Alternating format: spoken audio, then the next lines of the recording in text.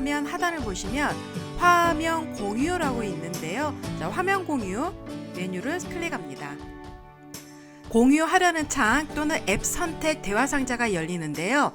저는 지금 듀얼 모니터를 활용하고 있기 때문에 화면 1과 화면 2가 표시가 됩니다. 또한 자유롭게 판서를 할 수 있는 화이트보드도 있고요. 강의를 하거나 프레젠테이션 할 수 있는 파워포인트를 열어둔 경우에는요, 직접 화면에서 파일을 열지 않고 바로 파워포인트를 열어서 또는 PDF 파일, 한글 파일 등을 열어서 공유할 수가 있습니다. 화면을 먼저 공유해 보도록 하겠습니다. 자, 화면을 선택하신 다음 우측 하단에 있는 공유 단추를 클릭합니다. 화면에서 직접 파일을 열어서 공유해 보도록 하겠습니다. 파일은요, PDF 파일을 실행해 보도록 하겠습니다. PDF 파일을 더블 클릭해서 실행해 주시고요. 화면에서 보여주고자 하는 페이지로 이동을 하셔도 됩니다. 다음 화면을 작게 두지 마시고요. 컨트롤과 마우스 휠을 이용해서 확대해 줍니다. 자, 여기서부터 이제 설명을 할 수가 있는데요. PDF 파일이지만 판서 기능을 활용할 수가 있습니다. 화면 공유에서는 판서 기능이라고 해서 주석 기능을 사용할 수가 있는데요.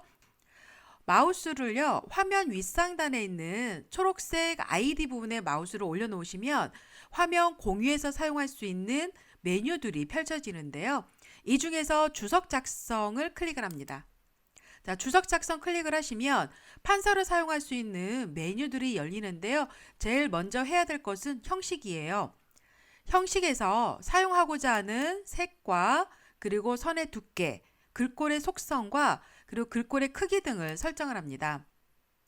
다음 텍스트와 그리기를 이용을 해서 판서를 해볼 텐데요. 자, 텍스트 아이콘 클릭을 하고요. 텍스트를 입력할 부분에 클릭을 하신 다음 입력을 할 수가 있습니다.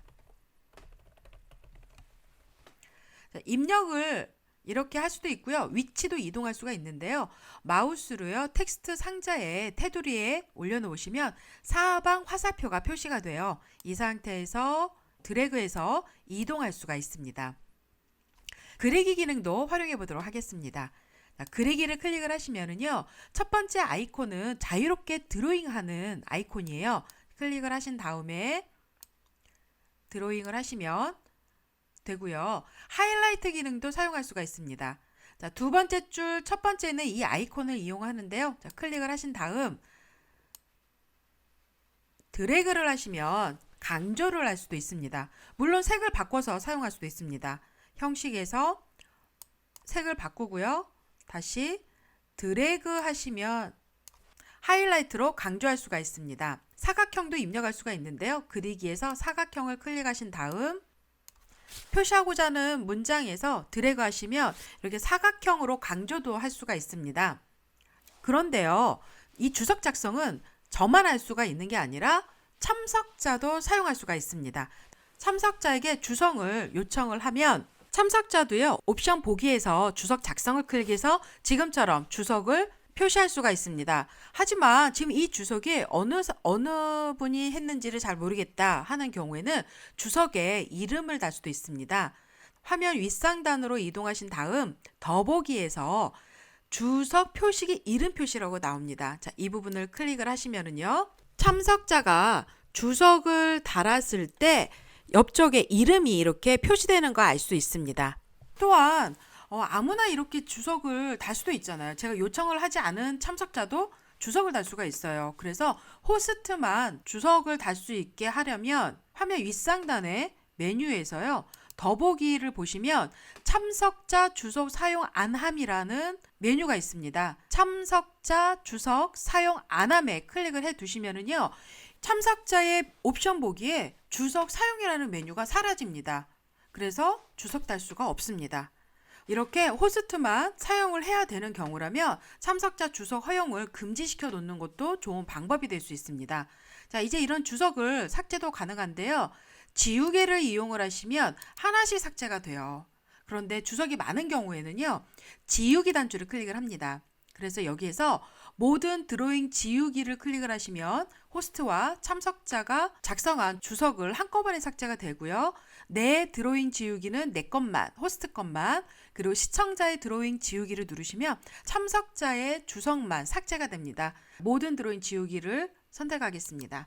주석 작성이 필요 없으면은요, X 단추를 눌러서 종료해 주시면 됩니다. 이번에는요, 파워포인트도 한번 열어서 공유해 보도록 할 텐데요. 파워포인트가 열려 있지 않은 상태라면 PDF 파일을 종료하신 다음에 파워포인트를 열어서 사용할 수도 있는데요. 파워포인트 열리는 시간도 있을 수가 있고요. 또는 내가 원하는 페이지가 바로 나오지 않는다라면 강의자나 프리젠테이션 하시는 분들은 또 페이지를 찾아가셔야 되잖아요. 그래서 파일을 미리 열어두시는 거예요. 열어두신 상태에서요, 새로 공유를 클릭을 합니다. 그리고 열려져 있는 파워포인트를 선택을 합니다. 다음 공유를 클릭을 하시면 선택한 파워포인트 슬라이드가 바로 열려지게 되는 거죠.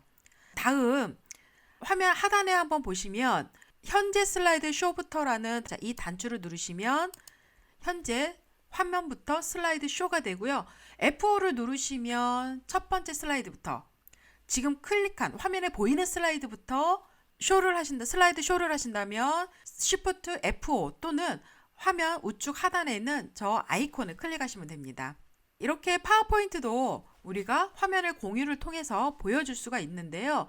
이제 PDF와 파워포인트는 닫아주고요. 자, 인터넷에 있는 동영상을 한번 공유해 보도록 하겠습니다. 자, 브라우저를 띄우시고요. 유튜브로 이동을 합니다. 자, 저는 제 채널을 한번 공유해 보도록 하겠습니다. 자, 제 채널에 있는 동영상을 하나 공유해 보도록 하겠습니다.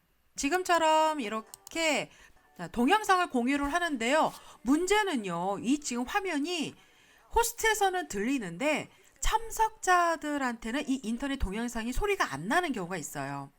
화면을 공유했을 때 하단에 보시면 컴퓨터 소리 공유라는 부분에 체크를 하고 들으셔도 되는데 혹시 그 기능에 체크를 하지 않으셨다면요, 화면 윗상단에 메뉴에서 더보기 단추를 클릭을 합니다.